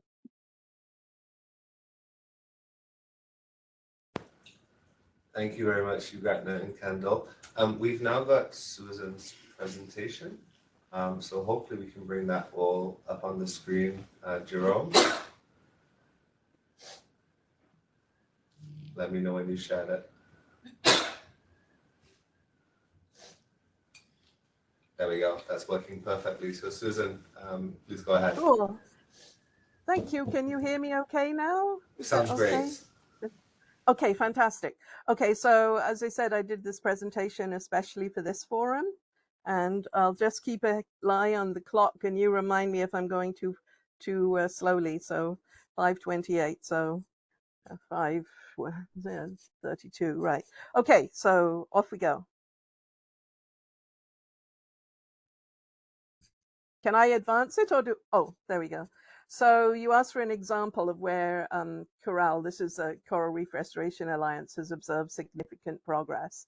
And so that beginning with a description of the challenges faced. So the first was vulnerability to regional and global forces. And I heard a lot of that mention. Except for vulnerability, I didn't hear that in the summaries till the very end. But it's climate change, invasion of alien species and diseases originating from other countries, and economic vulnerability due to large national debts. We heard all about that lots already. We didn't really hear much about the lack of a legal framework and enforcement of national laws that we've experienced in terms of a challenge or obstacle, and also the lack of awareness of members of the public and decision makers. That can be people in, the Ministry of Finance, or people in the UN or at the university or something, that they don't have an awareness of the real situation, and they don't know what are their roles in environmental stewardship and how these roles are connected to their own well-being. Next, please. So I thought this was a really good example to show you. We met disaster during autumn, last autumn. So on the left-hand side is our coral fragments, thriving, absolutely fantastic. Academic research shows that the fragments were growing really well, even contrary to some people's expectations. They didn't think perhaps that our coral nurseries would do so well. And that first picture is on the 10th of August in 2023. And the second picture is on the 19th of October in 2023. It's dead. All the fragments are dead. So the next picture is, next slide, please. This is the area and the coral reef ecosystem around our nursery. It's a similar picture of the entire ecosystem. So in August, it was beautiful. In October, everything was dead. It's either bleached out or attacked by disease. Next picture, please. Okay, so some of the boulder corals were already weakened by disease. That disease started up in Florida, and it seems to have come down over a period of a couple of years. But you can see that the boulder corals, that many of them are also dead. They're white, and that's probably because of stony coral tissue loss disease or some other kind of disease. And next, please. So the most influential factor was the climate change, which appears to be heat stress caused by warming of the coastal waters. And that happened very quickly for us, September, October. It killed about 6 years of work, of coral's work. And so the next slide, please,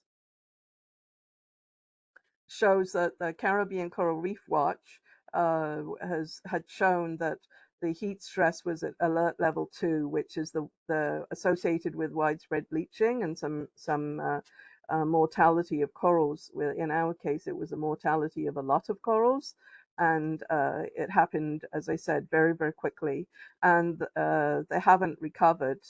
So everything in our nursery is still dead. But the coral reef ecosystem, we monitor it. Part of our activities are monitoring and evaluation of how things are, and the reef around our area seems to be recovering a little bit, but in a different kind of a harmony than it was before, with different species in a different way. And so we're monitoring that from a naturalist point of view, biodiversity and what it means to the tourism industry in Barbados. Next slide, please. So the second question you had in your email was how the challenges are faced in the Barbadian community that are typical in other SIDS in general. And I really, really want to emphasize the urgency. There has to be urgency in reducing vulnerability to regional and global forces. And, our Prime Minister is addressing that at the international level, at the global level. And so in terms of, say, like we have practical solutions like the invasive lionfish, we've turned them into gourmet fish that people are out there catching a lot, and we're trying to find out what are the resilient species of coral to the diseases that have come in as well. And I'm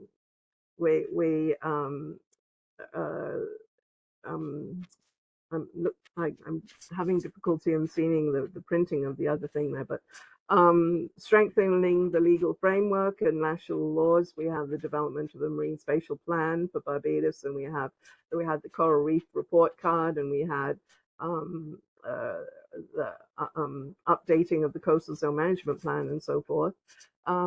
And in terms of increasing the awareness of the members of the public and decision makers, we have a lot of activities. We have over 400 members from civil society, and some of them are organizational members. So that, is quite a few people, including environmental clubs, businesses, and other agencies. And we do a learning by doing. So the next slide shows the types of things, learning by doing, the coral nursery. Next, please. So we build the trees and we show them off at exhibits. Next, please. And then the last question you asked was the potential for scaling up and replication. And again, there's the emphasis on urgency. The Prime Minister continues, and the Coral and the divisions of government work together. We're working on a national restocking plan and so forth. And Coral and the other NGOs have joined a stakeholder advisory committee to the Barbados Environmental Sustainability Fund, which is new, which is supposed to provide access to funding, but it hasn't yet. So hopefully that will come soon, and helping to strengthen the legal framework and enforcement, and increasing in the awareness of members of the public and decision makers again. Next, please.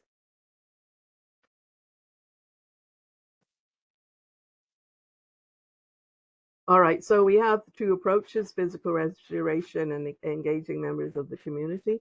I see my time is up, so maybe you could just whiz through the last ones, because basically, I hope I've got my main idea across. Really, is in terms of we need to do things urgently. I know we have to do it on evidence-based data collection and so on. That's part of Coral's activities. And we do involve the academic community, especially at the University of the West Indies, but we also involve citizen scientists. And so what I mean by that is they go out in terms of the monitoring, they can go out and they can enter their observations into something like iNaturalist, which is on the on the internet. So anyone, you don't have to be a marine biologist. If you go and you take a photo, underwater photo of something, you don't know what it is, and you want to report it, you can do it in that.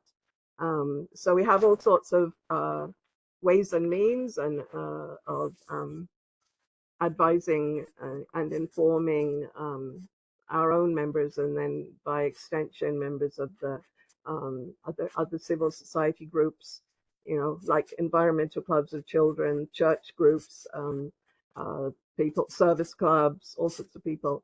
So it's an engagement of everybody in a common purpose. And that's basically the end of my presentation. Focusing on the positive. That's fantastic. Thank you for the effort you put into preparing for that, Susan. That was great. You're welcome. Yeah, thank you. That was a great example, actually, of a sort of a very specific initiative, but that with the sort of the principles that you spoke about, strengthening legal frameworks and sort of coastal zone management planning. You can, and with the involvement of communities and citizen scientists, you can really, there's a potential to really scale up these coastal protection and stewardship programs, and that's really urgently needed. So I think we need more of this. We need it at the sort of scale and urgency that, and this is particularly is important in Barbados, but it's important across all small island developing states. Really, I can't think there can't be many examples of SIDS where there isn't there's no sort of environmental damage or degradation to worry about, and this sort of For sure, and we do have connections with lots of other groups all around the world. We have about of our 400 members, we have 100 who are from overseas. So they're not just confined to people from Barbados. Great. Any reflections or anyone want to pick up on anything that was presented? I think that's an interesting example that links back to the point that was said by Serene earlier about as a funding revenue for civil society groups engaging with tourists and thinking about what that long-term relationship should be. Obviously, not as the only funding revenue, but I think this idea of tourism and tourists interested in giving back. And I think one of the interesting opportunities now is that tourism is not just the 1 week that someone spends on the island. It's the experience before, during, and after, and it's the relationship that people have with destination or a location and wanted to give back. So I think that was also reflected there with what Susan was saying. We're working on a project with the St. Lucia Conservation Fund to do exactly this, to look at how they can have a long-term relationship with tourists that's not just a $10 donation out of the pocket while they're there, but actually gives that funding opportunity and also encourages those visitors to return to the island in the future because they have a specific relationship with groups contributing to that location. And perhaps others they know as well. Yeah, exactly. And can I perhaps come in on this point, because I remember it was in 2019, I think we were at the same Blue Economy Conference in Miami, and it was just prior to the pandemic, and I've been long calling for a blue fee to be levied on cruise ship tourists. So this would be a blue fee that would be mandatory, levied on all cruise ship passengers, but then put into a common Caribbean Blue Economy Fund, which would have a governance, a transparent governance structure. In 2019, based on the Caribbean's 40% market share of the global cruise ship industry, a $50 only fee on all passengers over the age of 18 staying for 1 week rate could mobilize $550 million a year to go into this Blue Economy Fund, which is not insignificant, and I don't believe really adds to the burden on. I mean, look, these cruises are expensive, right? Of course, the pandemic sort of put paid to any further sort of discussion of this. Cruise ship industry has always been very anti this kind of measure, saying they're heavily taxed, that they contribute in other ways, that they contribute to local projects and CSR initiatives and blah de blah. So there's always been strong pushback, but I think given the urgency of what we've just seen from Coral, from Susan, about the need for scale, given that there's much more environmental awareness, and given that if there is a commitment to put into some kind of common fund, which has transparent oversight, then I feel like the time is right, and probably those numbers, that modelling needs to be updated, but yeah, it's a lot of cash. So I think there's a strong case to be made for some sort of approach in that direction. If I may add. Oh, no, go ahead. Okay, I'll be brief. Just to broaden that as well, I remember speaking to some large hotel organisations who had carried out large surveys, 10,000, 15,000 people, something like that, who at least were saying that they would be prepared to pay for that type of thing, whether it was for a cruise or whether it was for another form of holiday. Oh, I just wanted to add to that, that's a great idea. Which is why in my paper, when we are discussing the SIDS Blue Innovation Fund and where the funding could come from, environmental fiscal policies, that could be a big part of it. An example is in Mauritius, the PET Bottlers Association, they pay a tax on PET bottles. And 100 million PET bottles are put on the market every year. So when you do the math in terms of, I think it's like 2 rupees a bottle or something, but it's like a big amount, 200 million per year. When I talked to them, they said they don't know where that money goes. We don't know where that money goes, and that money could have gone to supporting alternatives to plastic, for example, or other activities that are related to that. So that is an interesting thing to consider in the fund as well. Mm-hmm.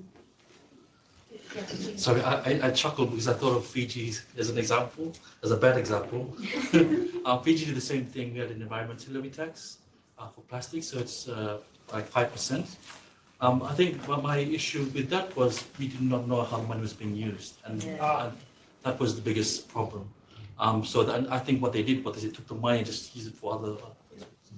So, and hence, so I'm listening to it, and I'm saying this is not the right way to go about it, increasing taxes, because you're going to have a pushback from, so you have, in the Caribbean, you have all-inclusive tourism, and these hotels, they will make the case, well, in Jamaica, let me not say the Caribbean, in Jamaica, Sandals Hotel tried to push it in St. Lucia and Barbados, but those countries, the population pushed back.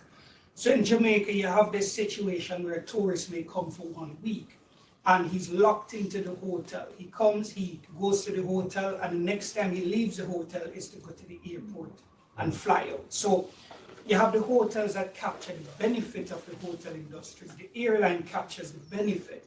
And then you have these tour companies that are aligned to the hotels. So you have this kind of like almost like a mafia system operating where the benefits of tourism aren't really shared. And of course, because a lot of these major hotels are owned by foreign investors, the profits are repatriated. So tourism don't necessarily benefit. And it's even worse in the cruise industry, where it's even more insulated, where cruise ships try to keep the tourists on the boat as much as they possibly can to prevent them from coming off and spending money elsewhere. So what needs to happen really, private sector development, where you decentralize the tourism industry so that the tourists go out into the communities and spend the money among the youths and give the youths the money, not give the government the money through taxation, and then we don't know what the government does with it.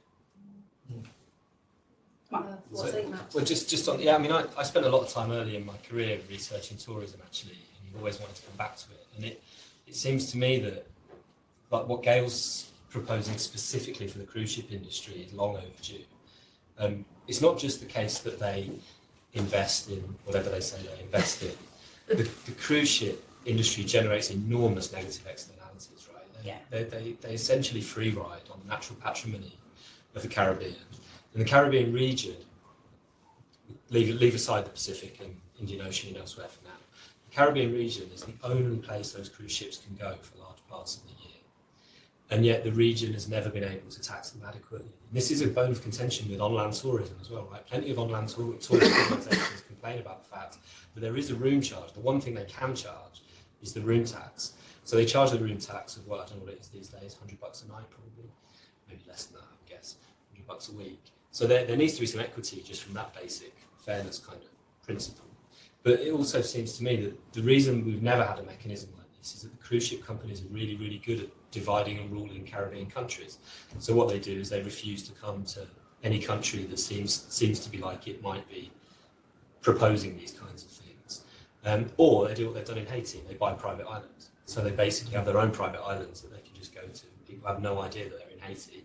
They are. They're at some beautiful islet off of Haiti somewhere. So it seems to me that if this could become an international agenda, I would have thought that this is exactly the kind of thing that could fly. It's exactly the kind of thing that, if you're talking about generating revenue from the blue economy, this is it. Let's do the numbers. Let's update the numbers. Yeah, we should do a project on this. It's absolutely I'd right. love to elaborate on that. So Yeah.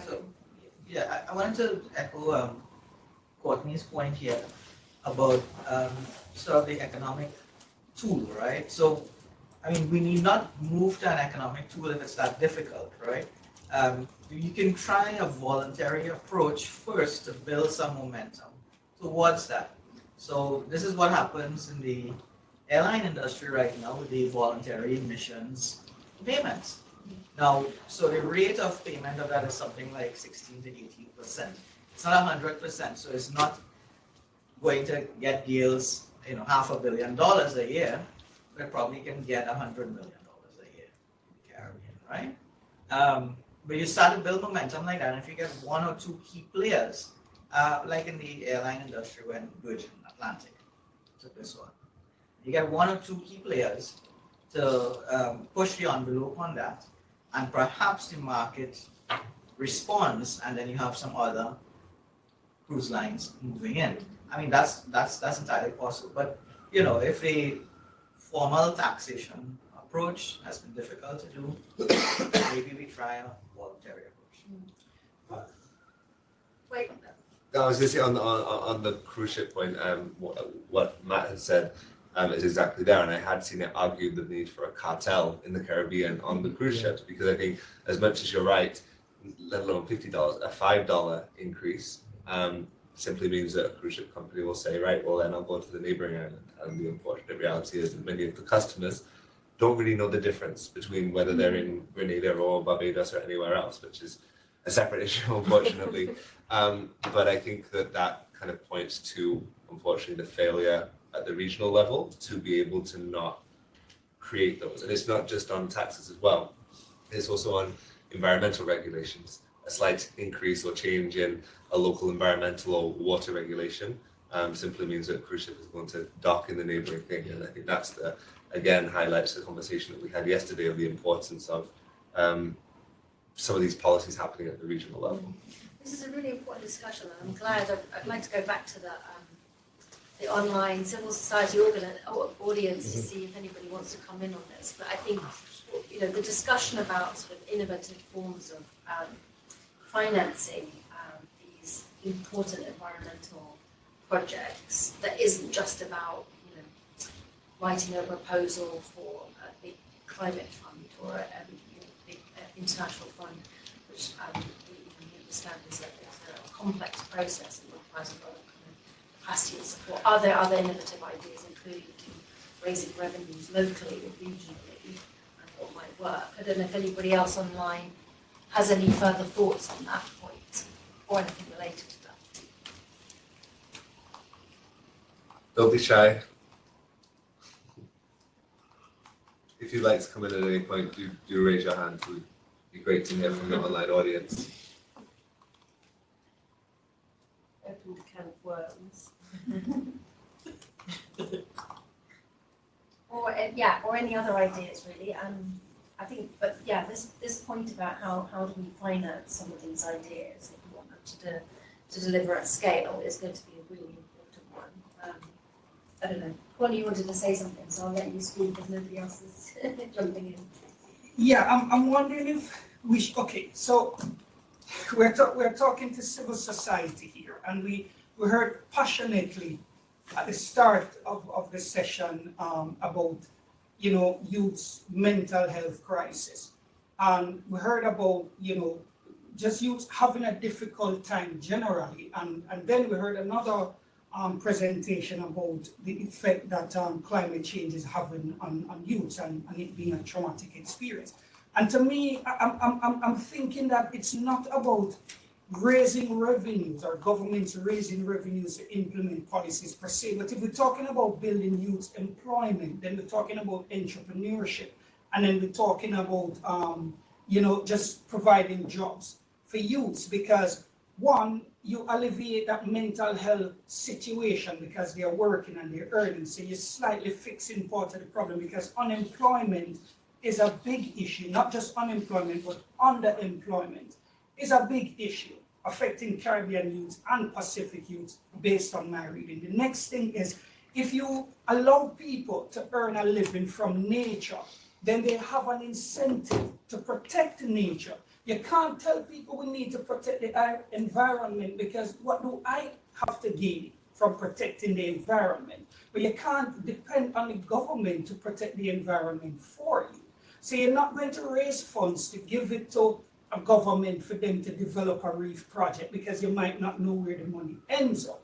But if you put the money, if you allow youths to earn the money themselves, then they will have an incentive to protect what they're earning money from. So the question is, how can we get youths to earn and to make a living from the blue economy? Not necessarily tax cruise ships or tax quotas, because it's an extremely difficult endeavor because they're going to push back.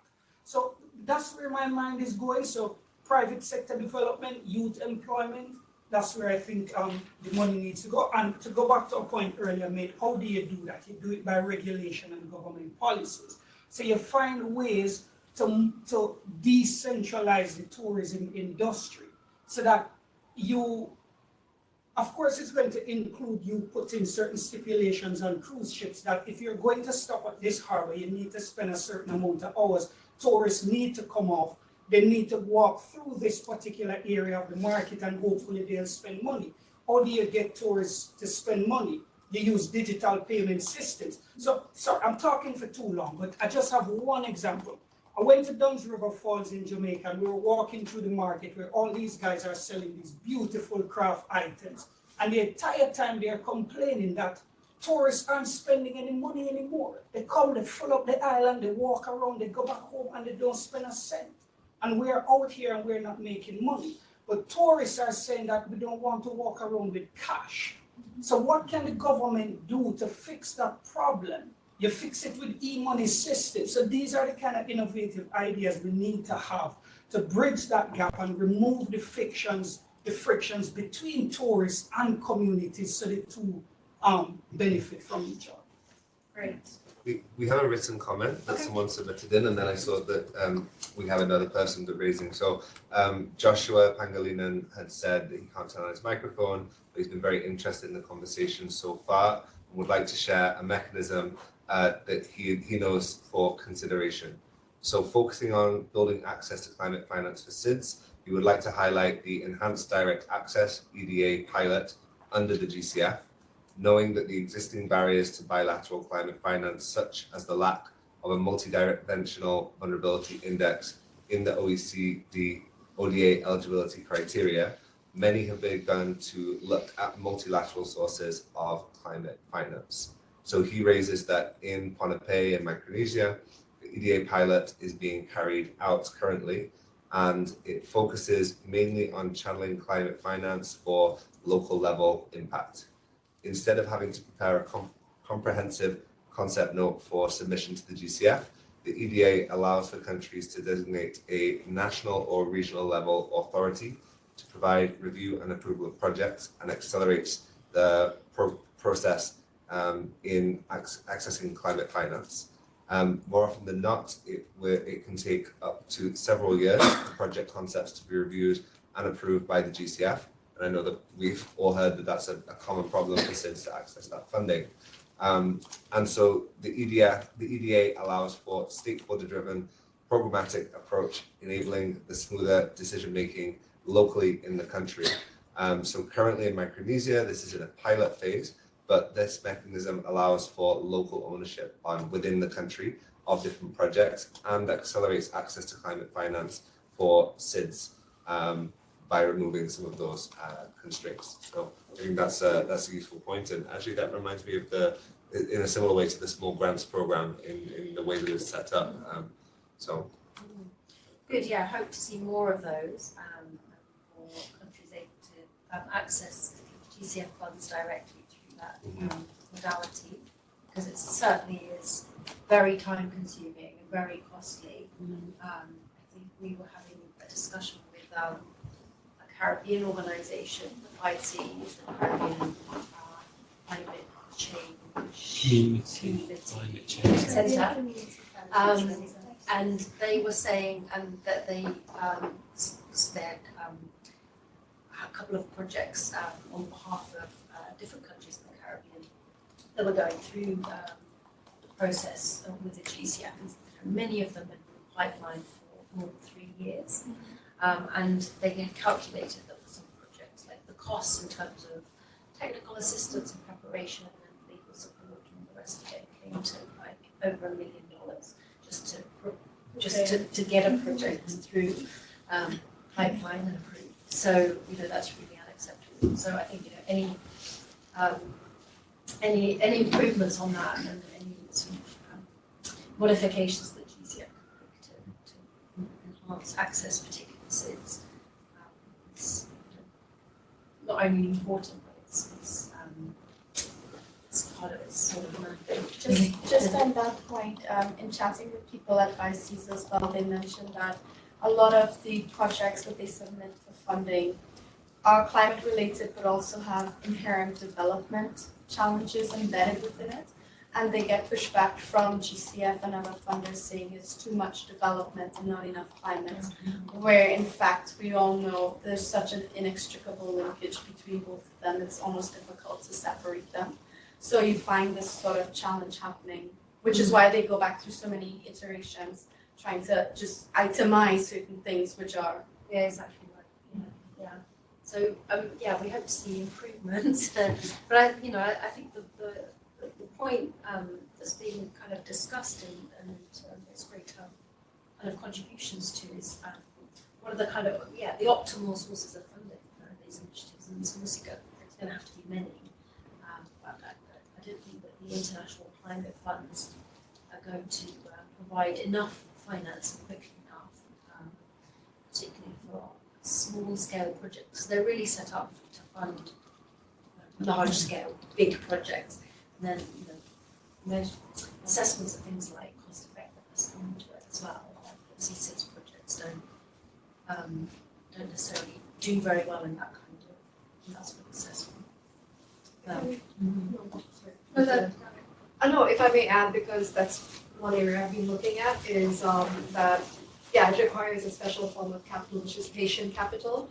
And especially when we talk about blue innovation, a lot of it is R&D, and R&D takes time. But then, I have a different perspective to that, because I feel that there is a bit of a bias as well. Because I've had the opportunity to also live in the US and work with certain startups who have been stuck in the R&D phase for many, many years, nearly 10 years for one, until they got a product out in the market, but they continued receiving millions of dollars in funding for a similar kind of project that I had heard of back home. And because that funding happened, at a very early stage, they don't have to, let go of anything else, let go of their project or work part-time on it. They're fully focused on that. Whereas the experience I've had when I've talked to, the people in the case study and others I know, is that it's right at the beginning is when they need that push. And a lot of the little grants that are there are not really accessible. They're obviously like one, you need to be registered, but also you need to be registered for a year, all of that. And within that 1 year, they need to find alternate livelihood. So of course, R&D will take time in SIDS if the person who's leading it has to also take up a job or do a part-time job, versus someone in the US, which is fully focused on getting sure that it's getting to market. So that's for me like a big learning from here, and that's why we're pushing in the paper we're pushing for like the fellowship program that could support them, R&D collaboratives between the different islands, and also an innovation platform, innovative platform where we can showcase what's happening, so that investors, impact investors especially, can find out, because very often they might not even be aware. SIDS in particular, like some of the projects I know are amazing projects. They don't know how to market and brand themselves, and a lot of times investors want shiny looking things, and so I think they also need support in terms of marketing themselves. So yeah. Great points. So that really sparked more reflection and consideration of the different sort of financial instruments that are out there and how they need to be improved. There was somebody else with their hand up. Serene, did you still want to say anything? I know you put it in the chat, but if you'd like to share.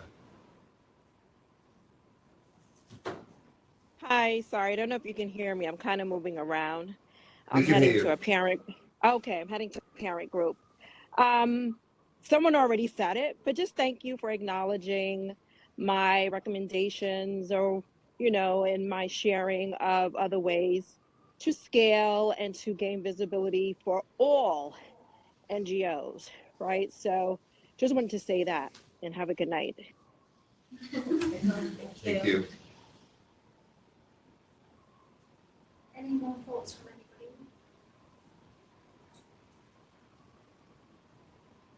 Any of the other civil society organisations, anybody online who hasn't spoken yet, who would like to jump in with any reflections on the conversation, something that you would like to see captured in the report in terms of delivering the SIDS core agenda, and anything that you've heard that you would like to support or disagree with?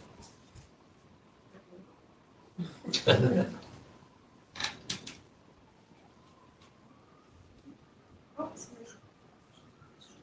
Ashanti, go ahead. Thank you. Just definitely want to echo the sentiments of the overall perspective as it relates to the tourism sector across the islands.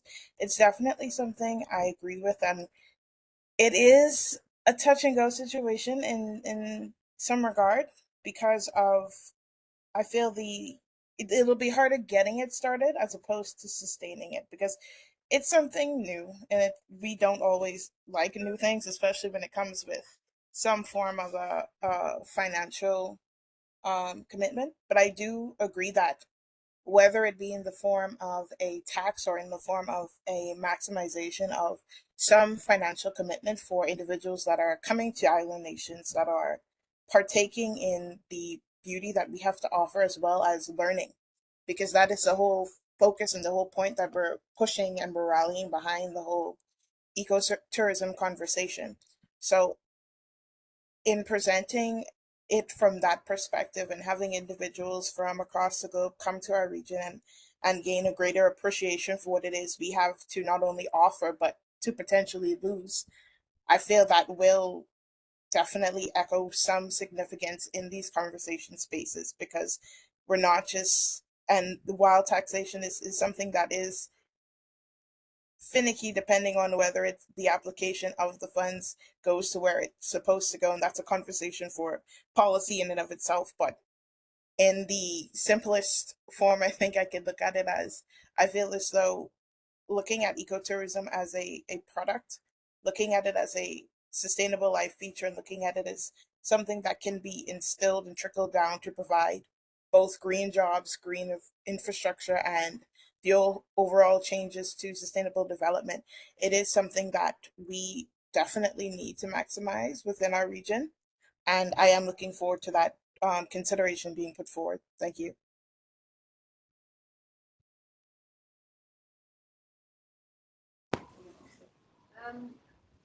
If there are not any other thoughts or inputs, we can probably wrap up the session. Yeah, please go ahead. I just want to speak a bit about public finance without taxation, but more effective use of public finance, because our NDCs are not very much connected to our development plans, national development plans, although more and more is happening with Guyana and a few other Caribbean countries, but just making that connection of aligning national development plans to our climate plans so that public finance is channeled in the right direction. And so part of channeling public finance towards climate activities would involve innovative mechanisms like climate budgeting, so that if governments can implement climate budgeting, that can help then increase transparency and attract international donors to then, give us the money to do what we would like to do. Also, that will also help de-risk private sector investments, so you can then attract private investors. So it's not necessarily mobilizing more public finance, but just in the way that we do it, in the way that we showcase how we use public finance in SIDS. So it's back to the recommendation from the sovereignty sales around that accountability and transparency and so on. I suppose there's a lot of overlaps coming through in all of this. And again, I'm going to throw a slight critical curveball into the conversation around tourism revenue, which we saw the disruption from COVID and the danger of the over-dependency on a certain revenue stream. And with climate change continuing, with growing pressure to reduce flights, to reduce carbon footprint, what are the longer-term risks? There's a real set of tensions here that are going to come to the fore. But picking up on the point around the crucial revenue taxation, I think could fit really well into that process of bringing in that revenue and so on. The other challenge, I think you're quite right, Courtney, today, there's a need to find ways of directing income into things that are supporting entrepreneurship, employability, employment, bringing youth along that journey in particular. One of the key challenges, I think, from my understanding of how the cruise industry works, the all-inclusive industry works, is people go on those holidays because they're easy, they're scarecrows, safe, they're simple. And the cruise ship companies, when they get to port, they put people onto trips out, but they're done through a broker and they go to certain places. And even then, it doesn't go beyond that. If you're on a cruise ship, it's very hard often to be confident in what you can book outside of the official packages. There's just something there that's a gap. I don't know how you tackle it, because there's the paradox, isn't it? The cruise ships want to keep the revenue, they want to expropriate it. So how do you break that cycle? I don't know what the answer is, and you're onto a really important thing here. I don't know what the answer is. Use policies outside of taxation, because the taxation system is simply not. And we need to cut. Okay, one of the things that came up. Sorry, Dan. No, it's fine. I think you're right in terms of policy, but how you bring that policy into stage cruise ships? Like, if you're going to do these day trips out, how do you break out that circle of that sort of thing? It's really a conversation not right for this moment. It's one for us to carry on afterwards. I think you're on to me. I don't quite know how we get there. Is all I'm saying. What the policy would look like. I don't have the answer for that. But, somebody mentioned earlier about the need for civil society to collaborate, in greater civil society collaboration. I think it's not even so much about civil society collaborating among themselves, but civil society collaborating with other sectors. So you need greater civil society, private sector collaboration, where youths, you bring a youth civil society, for example, with a private sector entity, and you merge them. You know, and so if you're talking about youth's employment, then this is where you really get the conversation going, not civil society coming together and talking to themselves and singing to the choir. So I think you really need more than that.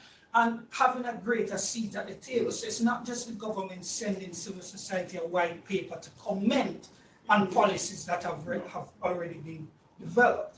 And civil society also shouldn't operate in a silo where you're not sure about what's going on in other sectors. So the civil society must know what the private sector is doing, and the private sector must know what the civil society wants. And we see that, in fact, you have this system where it's so silly, but it comes up over and over again.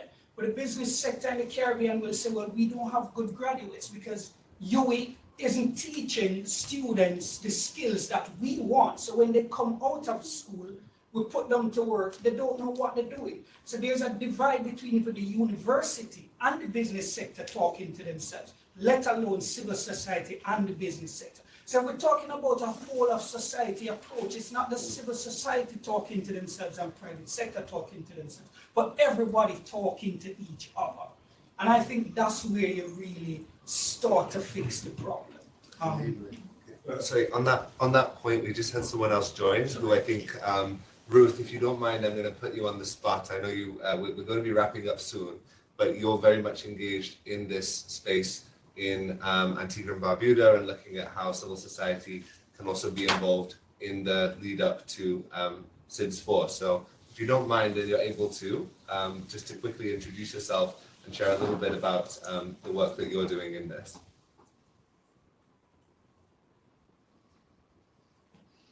Hopefully we'll come back to you. I did put you on the spot there, but if you're able to jump in, it would be great. And if not, maybe put something in the chat. Go to Jose and let us know if you're able to join Ruth. Just a quick comment on what Courtney was saying. Now, in the African Association of Universities, we have had a big discussion on how to link universities with markets. And one of the questions is, how can markets, private sectors, contribute to the improvement of higher education quality? Because it's a fact with this, we also have that criticism coming from the private sector that universities are not producing the skills that they need.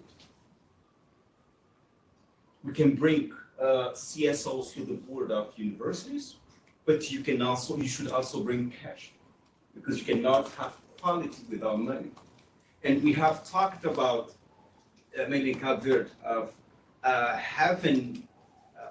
creating a taxation mechanisms like we have for environment, also for tertiary education. The private sector are recused, they are refusing to do that.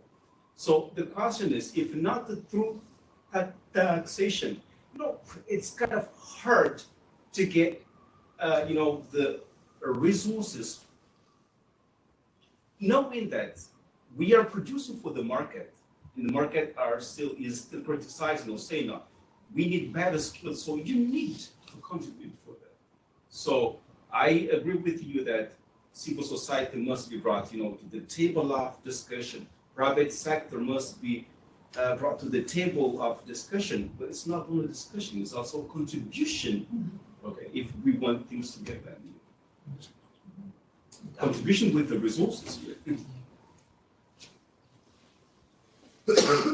Yeah, okay, so I'll just quickly touch on something. So, we're somebody from civil society from Pacific was here, but within the 10 years ago, civil society started making real records about not being involved.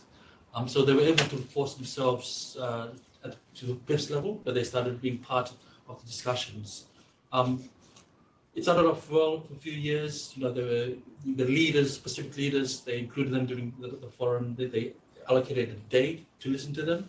But along the way, it's fallen off the wheel, and it's no longer as rigorous as it was initially with discussions with society. That's what's happened in the Pacific Islands region. But what they did manage to do when they were active around 2015-16, were they able to push the agendas like things like West Papua issues like that, political issues. There were issues that were, civil society identified at the grassroots level. They were able to kind of like pressure the regional organization to address, and it is in the 2050 strategy, which they have to implement. So I'm not too sure how it works in the Caribbean in terms of society and your regional bodies, but if it's anything about the Pacific region, there are cases where they've been successful in asserting their agenda on the regional organization. So there's it can happen, I suppose. Yeah, that's a good example.